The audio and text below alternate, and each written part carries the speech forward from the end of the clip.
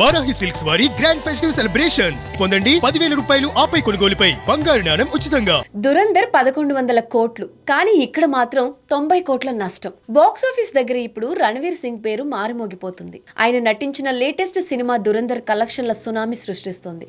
ఇప్పటికే ప్రపంచ వ్యాప్తంగా 1100 కోట్లు దాటేసి 2025లోనే బిగ్గెస్ట్ బ్లాక్ బస్టర్ హిట్ గా నిలిచింది. అంతా బాగానే ఉంది, కానీ ఇంత పెద్ద హిట్ సినిమాకి ఒక పెద్ద దెబ్బ కూడా తగిలింది. ప్రపంచం మొత్తం చూస్తున్న ఈ సినిమాని కొన్ని దేశాలు మాత్రం బ్యాన్ చేశాయి. దీనివల్ల నిర్మాతలకు వచ్చిన నష్టం ఎంతో తెలుసా? ఆ ఫిగర్ వింటే మైండ్ బ్లాక్ అవ్వాల్సిందే. అసలు 1100 కోట్లు కొట్టిన సినిమాకి ఎక్కడ బ్రేక్ పడింది? చేతికి అందాల్సిన ఆ భారీ మొత్తం ఎందుకు మిస్ అయింది? ఆ డీటెయిల్స్ ఇప్పుడు తెలుసుకుందాం.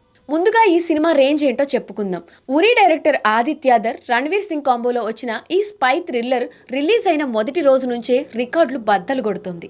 నార్త్ అమెరికాలో ఏకంగా $17 మిలియన్ వసూలు చేసింది. కేవలం 24 రోజుల్లోనే షారుఖ్ ఖాన్ పఠాన్ రికార్డును దాటేసింది. 1100 కోట్ల క్లబ్లో చేరిపోయింది.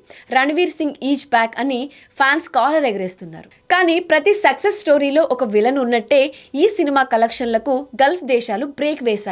సాధారణంగా హిందీ సినిమాలకు దుబాయ్, సౌదీ, ఖతక్ లాంటి దేశాల్లో భారీ మార్కెట్ ఉంటుంది. అక్కడ మన ఇండియన్స్, ముఖ్యంగా మలయాళీలు, నార్త్ వాళ్ళు తెగ చూస్తూ ఉంటారు. కానీ దురంధర్ సినిమాని అక్కడ బ్యాన్ చేశారు.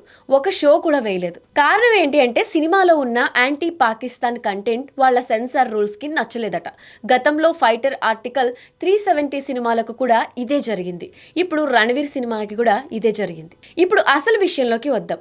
గల్ఫ్లో రిలీజ్ కాకపోవడం వల్ల ఈ సినిమా ఎంత నష్టపోయింది?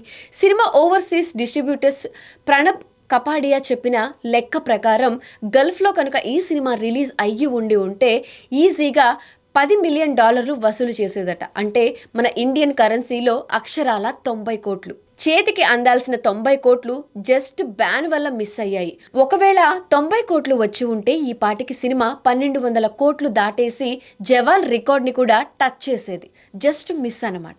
త్వరలోనే దీనికి పార్ట్ 2 కూడా రాబోతుంది. అప్పుడైనా ఆ గల్ఫ్ మార్కెట్ దొరుకుతుందేమో చూడాలి. ఈ సినిమా రేంజ్ పై మీ అభిప్రాయం ఏంటో కింద కమెంట్ సెక్షన్లో కమెంట్ చేయండి. మరిన్ని ఇంట్రెస్టింగ్ అప్డేట్స్ కోసం ఇట్స్ యూ టీవీ ఛానల్ని సబ్స్క్రైబ్ చేసుకోండి.